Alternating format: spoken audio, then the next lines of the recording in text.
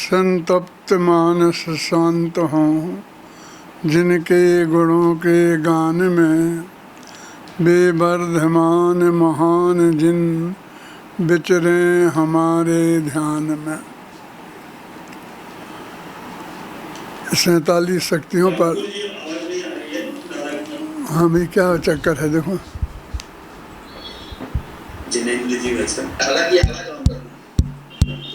ये चालू नहीं है। अभी आ रही है, आ रही है क्या? हाँ जिनेंद्र जी अभी आ रही है। अब आ रही आवाज? सबको आ रही ना? क्या तो इक्वली सबको आई है। हैं? हाँ आ रही है, आ रही है। हाँ, तो 47 शक्तियों पर आप विगत दिनों से चर्चा कर रहे हैं, लेकिन चाहते हुए भी मैं बहुत कुछ शामिल नहीं हो सका हूँ। घर में हम सभी लोग बीमार रहे, मैं खुद भी अभी भी कुछ पूरी तरह स्वस्थ नहीं हूँ। इसकी वजह से मैं इसमें ज़्यादा भाग नहीं ले सका, लेकिन आज दोपहर के सत्र को मैंने पूरी तरह सुना है, जिसमें डॉक्टर संजय का जो उन्होंने 4 तरह से बताए शक्तियों के भेद करके, जो उनकी परिभाषा में जिन शब्दों का प्रयोग है, लक्षण आदि, वो मैंने पूरी तरह ध्यान से सुना है। उसके बाद वो एक बेबी थी, क्या नाम है, ज्योति ने जिस तरह से सामान्य और विशेष तरह से घटित किया, उसे भी मैंने सुना। और वो अहमदाबाद का नाम क्या है बेटले, सोनू जी का भी मैंने सुना, और भी सुने हैं। तो इस तरह से काफ़ी महत्वपूर्ण व्याख्यान आज हुए हैं। उससे मैं अंदाज़ लगाता हूँ कि उसके पहले दिनों में भी इसी तरह के मार्मिक व्याख्यान हुए होंगे। जहाँ तक मेरा सवाल है, मैं तो 47 शक्तियों पर और 47 नयों पर एक किताब ही लिख चुका हूँ। समय पर का जो मैंने अनुशीलन किया है उसमें भी वो है, और मैंने समय सार का विधान लिखा था ना, तो उसमें सारी जयमालाएँ लिखी, लेकिन अंतिम अधिकार जो था परिशिष्ट वाला, उसमें कोई गुंजाइश नहीं थी क्या मैं वर्णन करूं। तो वहाँ मैंने 47 शक्तियों का ही वर्णन किया है पूरे छंदों में। इसलिए तरह मैंने 47 शक्तियों को छंदबद्ध भी किया है। और सुबह जो टीवी पे प्रवचन आता है मेरा 6:08 से 38 तक, उसमें भी महीने भर से ज़्यादा समय हो गया है, जिसमें 47 शक्तियों पर व्याख्यान चल रहा है। और संबंध शक्ति पर आजकल ही हुआ है, इस तरह से 47वीं शक्ति पर। तो इस तरह से शक्तियों के संदर्भ में मेरा भी बहुत मंथन चला है, जो लिखित रूप में, मौखिक रूप में, प्रवचन के रूप में भी उपलब्ध है। और आप लोग जो बोल चुके हैं, तो मैं समझता हूँ कि ये सब आप लोगों ने पढ़ा है, सुना है, देखा है। टीवी का प्रवचन भी लोग सुनते हैं, तो बहुत सी बातें उसमें से आप लोग कह चुके होंगे। क्योंकि मैंने सुना नहीं है, इसलिए मैं नहीं कह सकता हूँ ज़्यादा क्या। ज़्यादा बोलने का अवसर भी नहीं है, तो इसलिए मैं ज़्यादा तो कुछ नहीं कहूँगा। कुछ थोड़ी सी बातें कहता हूँ जो रिपीटिशन हो सकती हैं। जैसा कि मैंने कहा ना, आप लोगों ने सब अच्छे विद्वान हैं, और एक गुरुदेव की 47 शक्तियों पर जो प्रवचन है, उनके अलावा लिखित रूप में मेरा साहित्य विद्यमान है, प्रवचन भी विद्यमान हैं, उन्हें भी आपने गहराई से सुना समझा होगा। वास्तव में इस 47 शक्तियों पर मैंने एक दृष्टि से विचार किया कि वो खुद ही कहते हैं शक्तियाँ तो अनंत हैं, और लेकिन अनंत तो गिनाई नहीं जा सकती हैं। तो उन्होंने 47 शक्तियाँ, जो घातिया कर्म की 47 प्रकृतियाँ होती हैं, उन्हें आधार पर 47 शक्तियाँ उन्होंने छांट करके अंत में लिखी और उन्हें गिनाया है। तो मैं ये देखता हूँ कि वो शक्तियाँ 3 रूप में हैं, गुण रूप, धर्म रूप और स्वभाव रूप। इन 3 प्रकार की शक्तियों के बारे में आपकी चर्चा हुई है, ऐसा आज के भाषण में कहीं थोड़ा संकेत मुझे मिला था। फिर भी मैं कहता हूँ, रिपीटिशन होगा तो शांति से सुनना।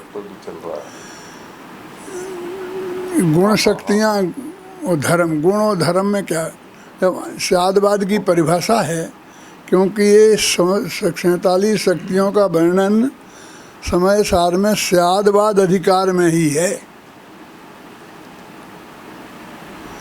ना।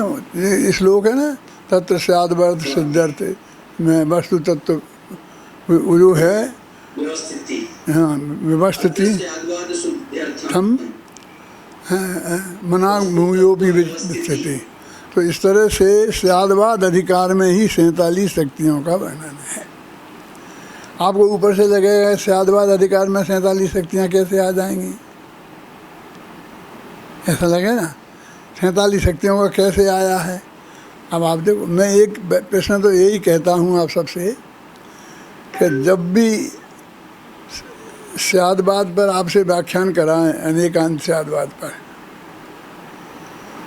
तो आपको ऐसा लगता है कि उसमें 47 शक्तियों की चर्चा की जानी चाहिए।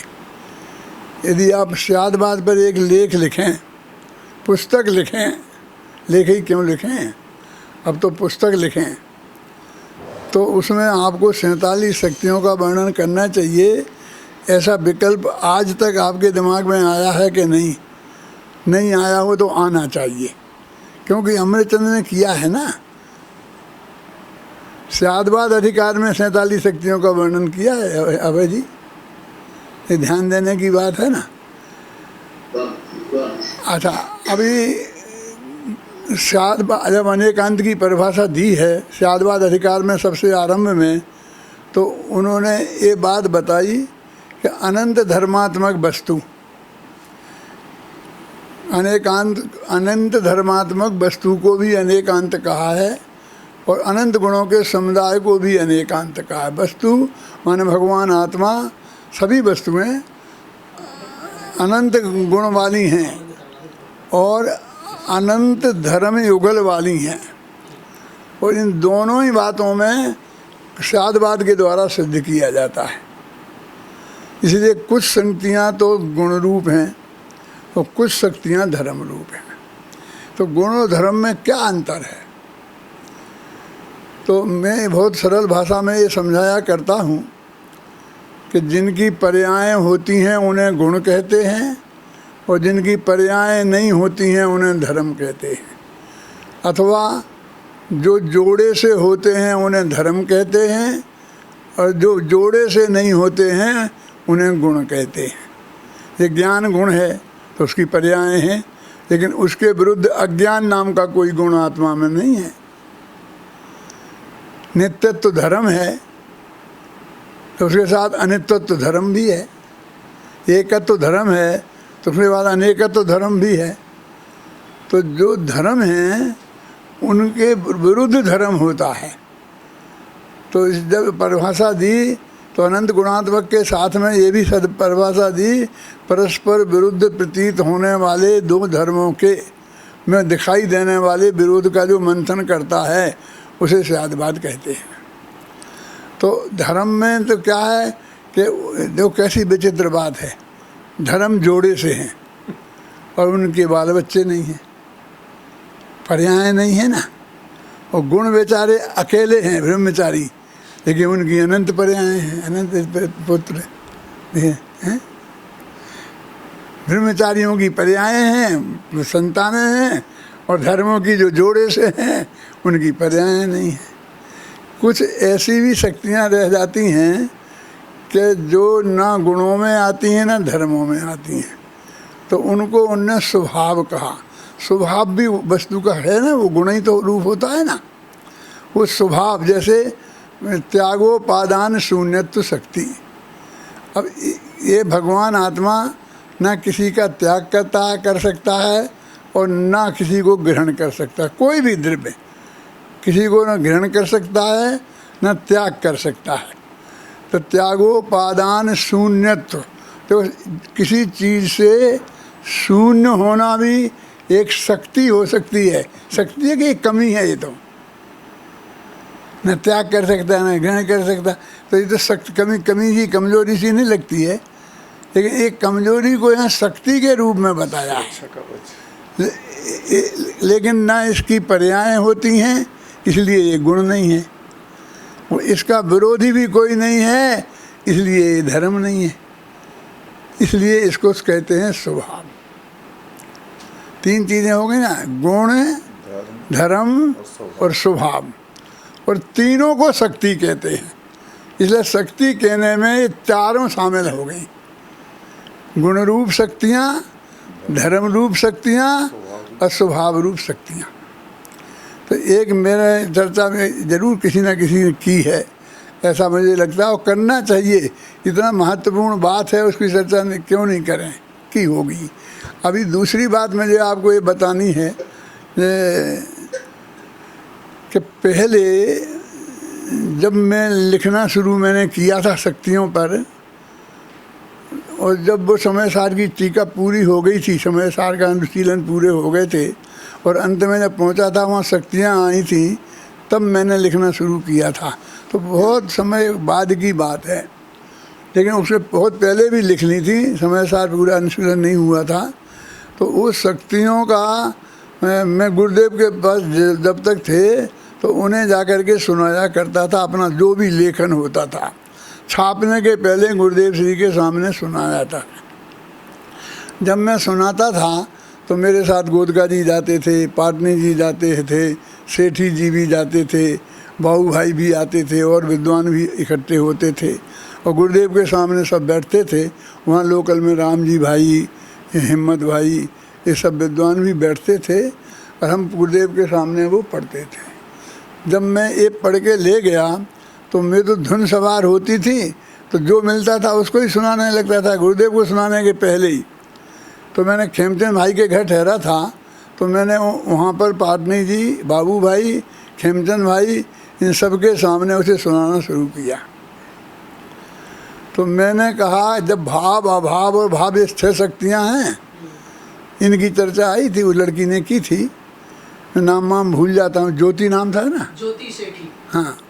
तो वो का आया, तो मैंने कहा ये 6 ही द्रव्यों में पाई जाती हैं। तो बोले कि कैसी बात करते हो, ये तो सारी दुनिया जानती है, बच्चा बच्चा जानता है, ये भगवान आत्मा की शक्तियाँ हैं। और तुम कहें नहीं, 6 तो मैंने उसमें लिखा था कि 6 द्रव्यों में होती हैं। सब बोले आज तुम्हारी इज्जत जाने वाली है। सब बोले हम आपके साथ नहीं जाएंगे, आज हम आपके साथ गुरुदेव के पास नहीं जाएंगे, जब आप ये सुनाओगे तब हम वहाँ उपस्थित नहीं रहेंगे, क्योंकि जैसी दुर्दशा आज आपकी होगी वो हम देख नहीं सकते।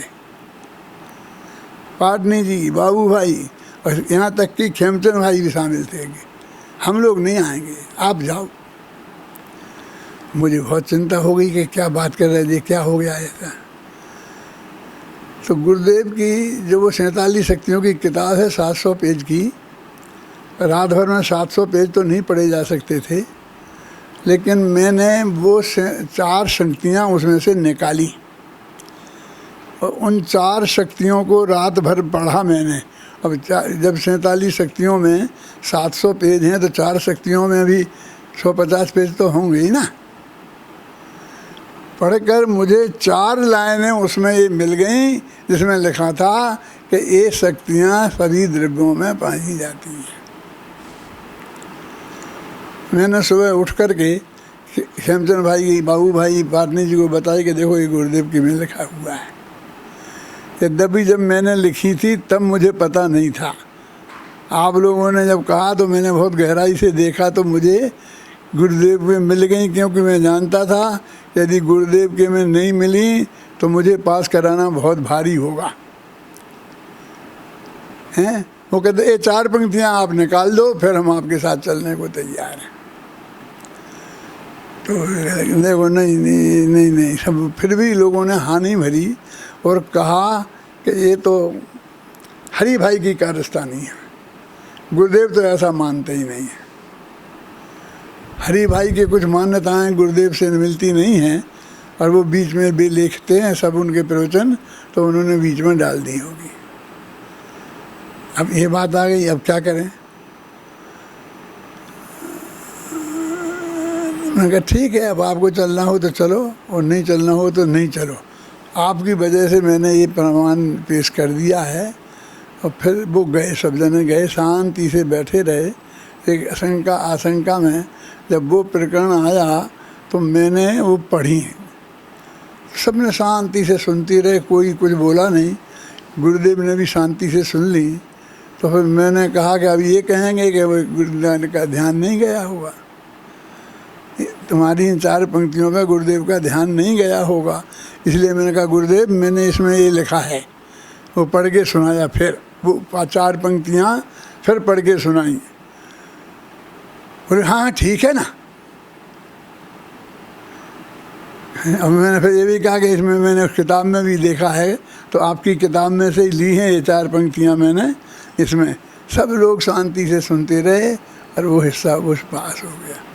आज इस पर आप लोगों ने बहुत चर्चा की और वो सामान्य शक्ति विशेष शक्ति के संदर्भ में जो ज्योति ने चर्चा की, उसमें इस प्रकरण पे ज़्यादा वजन गया कि ये वास्तव में सब द्रव्यों की शक्तियाँ, अकेली वो 6 ही नहीं, और भी शक्तियाँ जो हैं वो सब द्रव्यों में हैं। वो ज्ञान दर्शन आदि नहीं होंगी, लेकिन बहुत सी शक्तियाँ हैं वो 6 द्रव्यों में पाई जाती हैं। जो सामान्य गुण हैं वे तो 6 द्रव्यों में हैं ही ना। तो इस दृष्टि से ये चर्चा भी इसमें बहुत महत्वपूर्ण हुई। एक बात कि मैंने फिर कहा कि 47 शक्तियों में इस एक क्यों चुनी? अनंत में से 47 चुनना बहुत कठिन काम है। यदि हमारे लिए कोई 6 चीज़ें देवे, 6 किताबें हैं और इसमें से 5 किताबें चुन लो, आप एक छोड़ दो, तो एक छोड़ना भी हमें भारी पड़ता है, क्योंकि जिसको हम छोड़ें वो हमने मान ली कि रिजेक्टेड माल है। अभी मैंने कहीं पढ़ा था कि एक व्यक्ति ने एक महिला से, कई महिलाएं इकट्ठी, उन्होंने कहा इसमें आप 30 व्यक्तियों के नाम लिख दो जो आपको प्रिय हैं।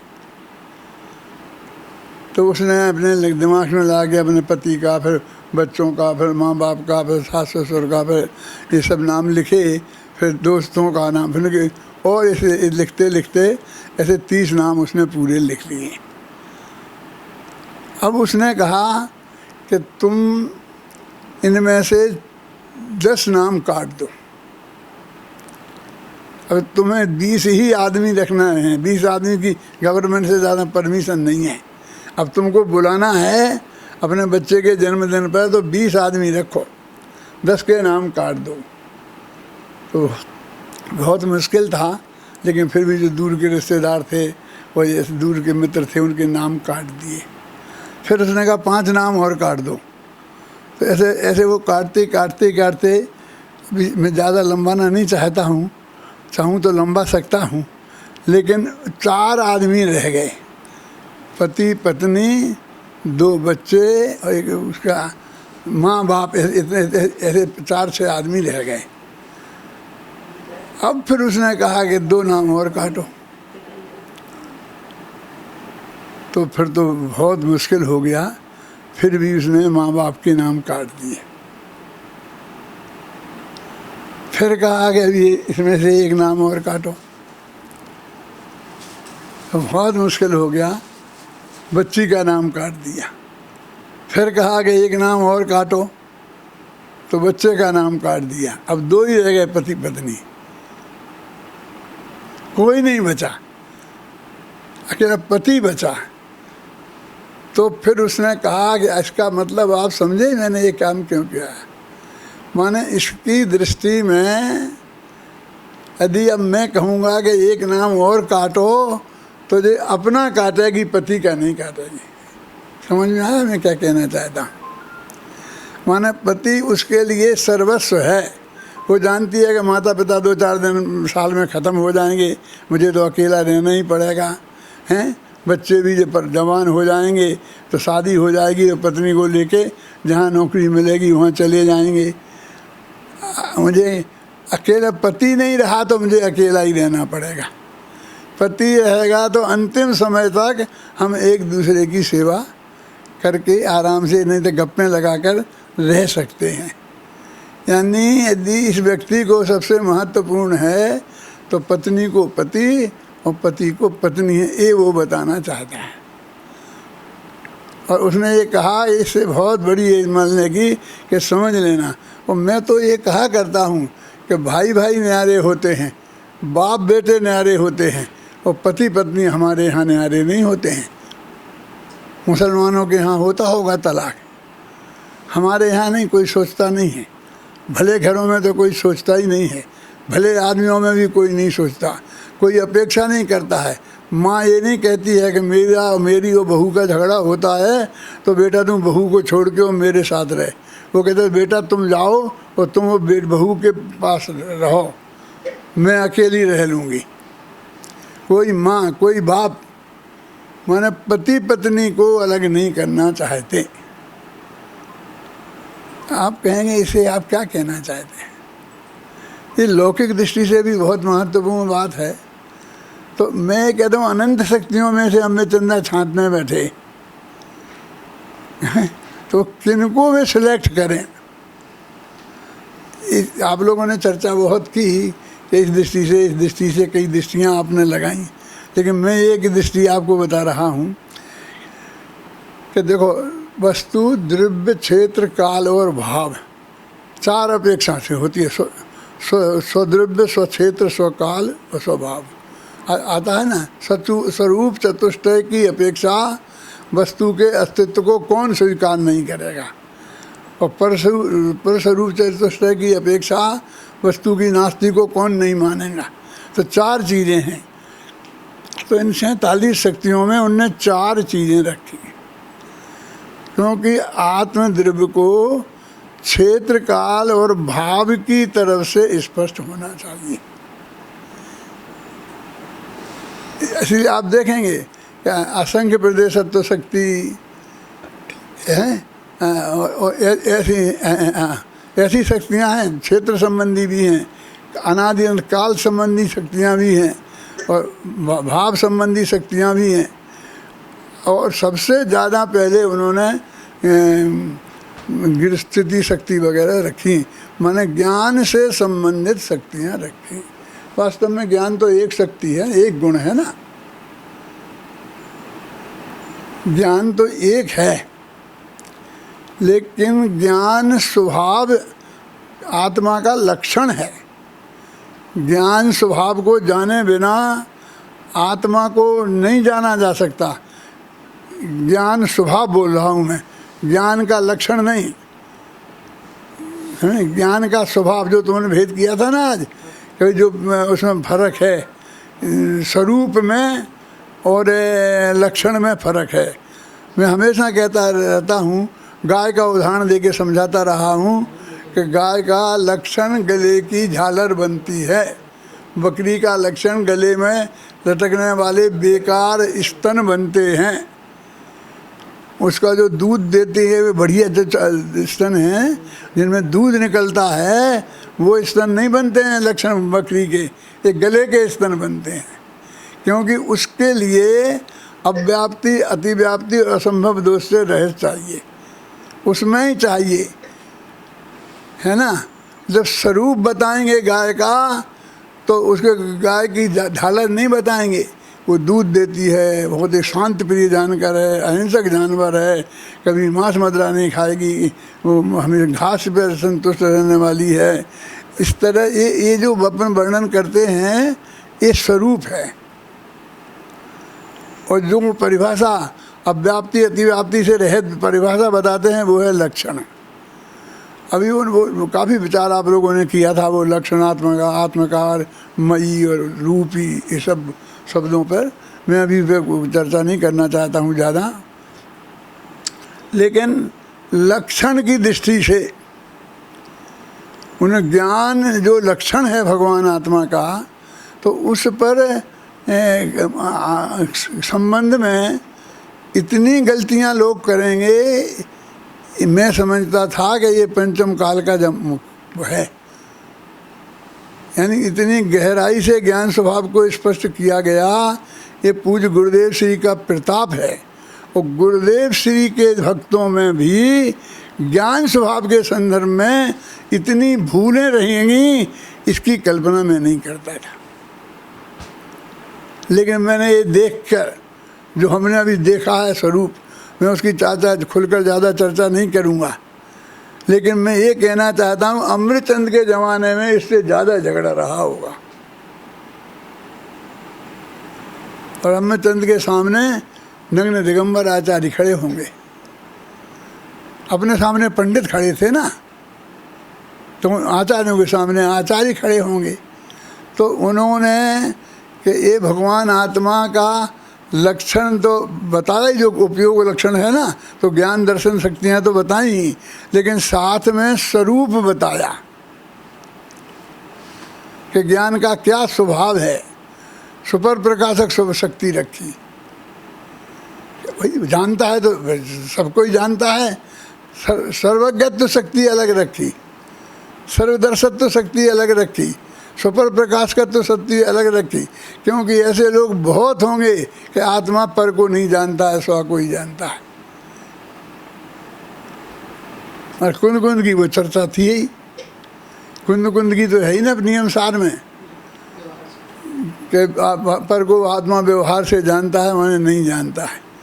ये बात का उपयोग बहुत बड़े विद्वान थे, एक उनका नाम था, बनारस यूनिवर्सिटी में थे, सबसे पहले जैन दर्शन में विद्वानों में पीएचडी, सबसे पहले प्रोफेसर बने हिंदू विश्वविद्यालय में, डॉक्टर महेंद्र कुमार जी न्यायाचार्य सबसे पहले बने, और सबसे पहले न्याय ग्रंथों की टीकाएं जिनने लिखी, बड़े बड़े ग्रंथों की टीकाएं जिनने लिखी, वो बहुत बड़े विद्वान। ललितपुर में रामजी भाई से उनकी टक्कर हुई है। अपनी तरफ से रामजी भाई थे और उधर से वो थे, और पाटनी जी वगैरह सब मौजूद थे। तो बस वो कहने लगे कि आत्मा पर को किम्मत पर्याय की बात आई ना, तो सर्वज्ञ के ज्ञान में सबको झलका था, वो सबसे बड़ा हेतु सामने आया। तो उन्होंने कहा पर को जानता ही नहीं है, नियम सार में लिखा है कि भगवान आत्मा तो पर को नहीं जानता है। महेंद्र कुमार न्यायाचार्य ने ललितपुर में रामजी भाई को ये कह कर के नियम सार की गाथा बताई थी। अब भाई जी, वो महेंद्र कुमार जी न्यायाचार्य मेरे ससुर के सग्गी भुआ के लड़के थे। उनने ये बात बताई, और जब मेरी शादी हुई थी, साल 2 साल हुए होंगे, तो मेरी उनमें से श्रद्धा हट गई, क्योंकि वो किम्मत पर्याय का विरोध कर रहे थे, और इसके लिए ये कह रहे थे वो पर को तो व्यवहार से जानता है, यानी आत्मा पर को नहीं जानता है। ये सबसे पहले मैंने महेंद्र कुमार न्यायाचार्य के मुख से सुना। जब मैं कोई विद्वान की बात करता हूँ तो तुम आस पास में ही देखते हो, तुम्हारे दिमाग में ये बात नहीं आई होगी कि मैं महेंद्र कुमार न्यायाचार्य की बात कर सकता हूँ, हैं? तो वो दोनों को जानता है, यानी ज्ञान शक्ति के बाद, दर्शन शक्ति के बाद सर्वज्ञत्व शक्ति, सर्वदर्शत्व शक्ति, फिर वो क्या नाम अभी बताइए, स्वपर प्रकाश का तो शक्ति, इतनी शक्तियाँ लिखते हैं। ज्ञान जानने का स्वभाव कैसा है, ये सब जानने की स्वभाव तो बता रहे हैं। स्वक्षत्व शक्ति, क्यों कोई को लगे इतनी चीज़ें जानना हमारे बस की तो नहीं है। हम तो थक जाते हैं कि भैया तुम्हारे भगवान आत्मा का स्वभाव ऐसा है कि सारी दुनिया उसमें झलके आए, तुम्हें कहीं जाना नहीं है जानने के लिए कि सारी दुनिया तुम में आएगी, कि हम में आएगी तो इतने लोगों को चाय पानी तो पिलाना पड़ेगा ना, हमारे बस की नहीं है। कि नहीं नहीं तुम्हें कुछ नहीं करना है, वो तुम में नहीं आएंगे, तुम्हें वहाँ नहीं जाना है, ये में रहेंगे, ज्ञान ज्ञान में रहेगा, और ज्ञान का सुपर प्रकाश कर, तो ऐसा स्वभाव है स्वच्छत्व शक्ति है। कि स्वच्छत्व शक्ति में सारी दुनिया झलक जाएगी कि हाँ, और अपना आत्मा ये फिर ये प्रश्न उठाया किसी ने, तो उन्होंने कहा घबराओ, एक प्रकाश शक्ति ऐसी है जो आत्मज्ञानमयी है, उसके लिए अलग एक शक्ति बताई। फिर परिणाम में परिणाम तत्व शक्ति है। अरे वाह, जो सबको जाने और सबके द्वारा जाना जाए, जिसे सब जाने और जो सबको जाने, चार बातें हैं परिणाम में परिणाम तत्व शक्ति। ऐसी 15 शक्ति हैं जो सिर्फ ज्ञान स्वभाव को स्पष्ट करती हैं, और इतने अज्ञानी, इस प्रकार के अज्ञानी उस वक्त उनके इर्द गिर्द थे, और वे बड़े जिद्दी होते हैं। मैंने गुरुदेव के प्रवचनों को सुना है, पढ़ा है, मैं अभिमान पूर्वक कह सकता हूँ कि सबसे ज़्यादा, क्योंकि मैंने प्रवचन रचना करके अनुवाद ज़्यादा ने किए, तो उनका संपादन किया, तो एक एक अक्षर कई बार पढ़ा, फिर मैंने अपने अनुशीलन में कोटेशन दिए, तो उनके लिए पढ़ा। मतलब मेरे पास हिसाब है उनका कि मैंने कितना पढ़ा है, कितना बोला है, कितना किया है। तो उसमें आप समझे कि इतना होने उपस्थित होने गुरुदेव के लाखों, 1 लाख बार निकाल सकता हूँ मैं गुरुदेव के प्रवचनों में से कि आत्मा 100 और पर दोनों को निश्चय से जानता है, सर्वज्ञत्व शक्ति निश्चय से है, सुपर प्रकाशक शक्ति निश्चय से है, प्रकाश शक्ति निश्चय से है, ये सारी शक्तियाँ निश्चय से हैं, व्यवहार से नहीं हैं। यदि कहीं व्यवहार से कहा हो तो वो सद्भुत व्यवहार होगा, जिसकी स्थापना आपने भी दोपहर में की है। असद्भुत व्यवहार नहीं है, क्योंकि निर्मल पर्याय को शामिल करा तो फिर भेद में तो गए तुम, तो भेद रूप व्यवहार तो आएगा ही, भेद रूप व्यवहार तो आएगा ही ना। तो सबसे अधिक शक्ति ज्ञान स्वभाव को स्पष्ट कराने में है। पूज्य गुरुदेव श्री ने अपना जो प्रवचन किए, जो क्रमबद्ध पर्याय संबंधी हैं, उन किताब का नाम क्रमबद्ध पर्याय नहीं रखा, मैंने तो क्रमबद्ध पर्याय रखा। गुरुदेव ने क्या रखा, ज्ञान स्वभाव और ज्ञेय स्वभाव।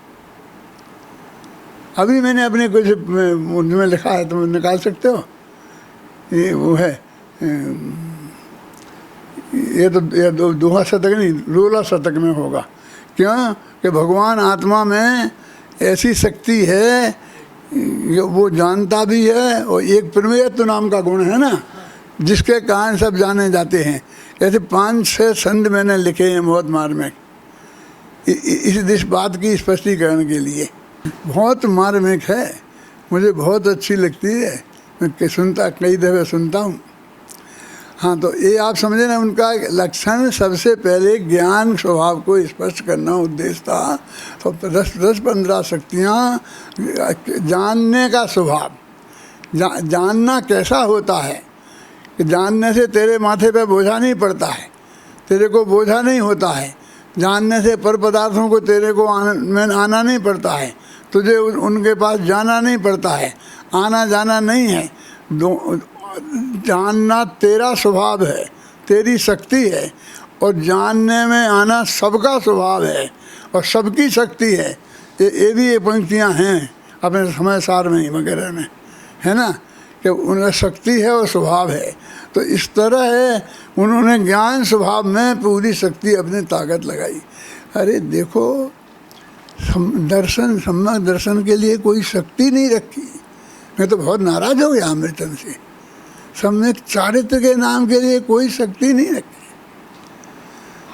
और ज्ञान पे 14 दो कम कर देते, एक श्रद्धा की शक्ति रख लेते थे, एक चारित्र शक्ति रख लेते थे। सोचा तूने संजय? बेटा मेरे पास आएगा तो सोचना पड़ेगा, समझ में आया ना? नहीं है, सम्यक दर्शन वाली कोई शक्ति नहीं है। सम्यक चारित्र वाली कोई शक्ति नहीं है। प्रश्न उठाया गुरुदेव के सामने तो कह दिया सुख शक्ति में शामिल कर दिया, उसे ज्ञान में शामिल नहीं किया, उस सुख शक्ति में शामिल किया। मेरे कहने का अर्थ ये है कि एक तो ये गुणों का ये आया शुरू में वर्णन, फिर उन्होंने क्षेत्र संबंधी ली तो असंख्य प्रदेशत्व, संकोच विस्तार, ये वाली शक्तियाँ ये ज्ञान क्षेत्र वाली हैं। फिर काल संबंधी ली, फिर भाव, फिर आकर के उन्होंने कुछ शक्तियाँ जो चार वो 6 शक्तियाँ हैं ना भाव अभाव वाली, क्योंकि इसको होगा कैसे, ये काम होगा कैसे, कहीं नहीं हुआ तो ये हमारे जो बड़े लोग होते हैं ऑफिसर टाइप के, उनको नहीं होगा तो क्या होगा। इसके लिए 2 आदमियों को काम सौंपते हैं और तीसरे आदमियों को इस पर ध्यान रखना, फिर चौथे को रखता है ध्यान रखने वाले का ध्यान रखना। इसी लंबी लाइन लगा लेते हैं। तो उन्होंने कहा कि प्रत्येक द्रव्य अपने समय में अपने कार्य रूप परिणमित होगा, और दूसरा कोई हो गया तो कि नहीं अभाव शक्ति है, दूसरा नहीं होगा, कि वो नहीं हो गया कुछ और हो गया तो नहीं, अभाव का ही भाव होगा, भाव का ही अभाव होगा, और भाव जो होना है वो ही होगा, भाव शक्ति, और जिसका अभाव होना है वो ही उसका अभाव होगा। इस 6 शक्तियों में वो काम की तुम्हें चिंता है ना कि ये काम कैसे होगा, समय पे नहीं हुआ तो, ये तुम्हारे तो का, क्योंकि ये बहुत बड़ा प्रश्न है मुमुक्षुओं का भी, उसके जवाब के लिए उनने वो 6 शक्ति रखी।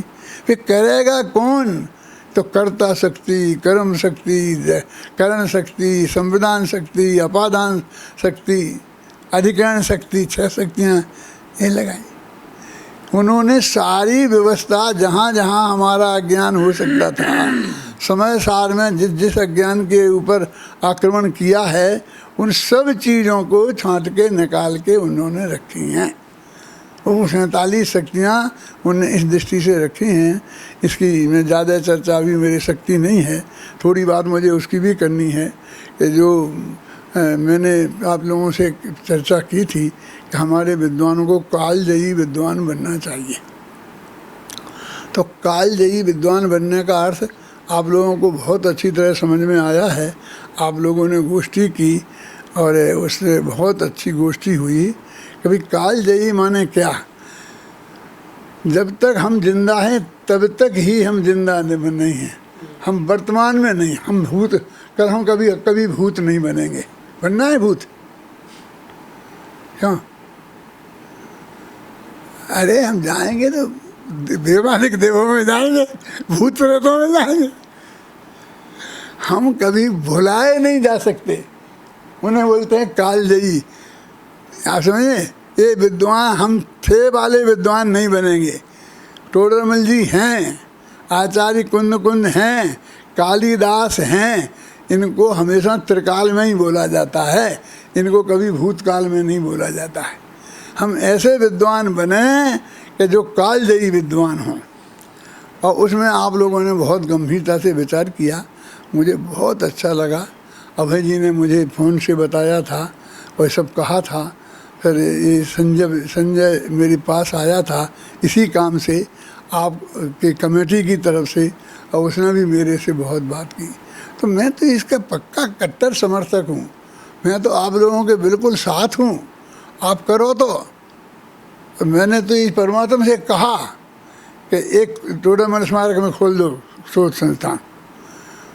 कि काम कौन करे, मैं कि है ना विद्वान, ये संजय है, ये दिल्ली में बैठे कितने, जितने जिन यूनिवर्सिटियों में जिन को PhD कराने का अधिकार प्राप्त है, उन सब का सहयोग लेकर खोलो। और भी आप लोग खोलो बाहर, लेकिन मैं कहूँ अब दूसरे से कैसे कहूँ। अभी जिस दिन मैंने कहा, मेरे दुर्भाग्य से उसी दिन बीमार पड़ गया, अस्पताल चला गया, अभी 2 दिन पहले आया है। अभी भी ये ठीक थोड़ी है, अभी ठीक नहीं है, मैं भी ठीक नहीं हूँ, लेकिन मैं पूरी कोशिश करूँगा ट्रस्ट में रखवा करके, और यहाँ पर एक शोध संस्थान खुलवाने के बाद ही मरूँगा। और आप लोग भी करो ये प्रयत्न, और आप लोगों का सहयोग भी हम लेंगे। और सब तरह से ज्ञान के क्षेत्र में वीर सागर तुम्हारी ड्यूटी है। अनेकांत है तुम्हारे यहाँ, जो भी प्रदीप जी हैं, प्रदीप क्या नाम, सुदीप जी हैं, वो सब जो जहाँ हैं, जो PhD करा सकते हैं, उन सब की ड्यूटी है ये। और ये जो विद्वान आए और उनको सब तरह से सहयोग करना, स्कॉलरशिप दिला देना, ये करना, जैसे भी हो। तो मैं सारे देश के सेठियों से भी कहूँगा, संस्थाओं से भी कहूँगा कि भाई ये काम बहुत अच्छा काम है, इस काम को आप लोग करो। और इस काम को आप करो, मुझे बहुत खुशी होगी। और मेरे देखते देखते जितना काम होगा उतने मेरे चित्त को प्रसन्नता होगी। तो आप लोग इस काम को करें। इस भावना के साथ मैं अपनी बात समाप्त करता हूँ।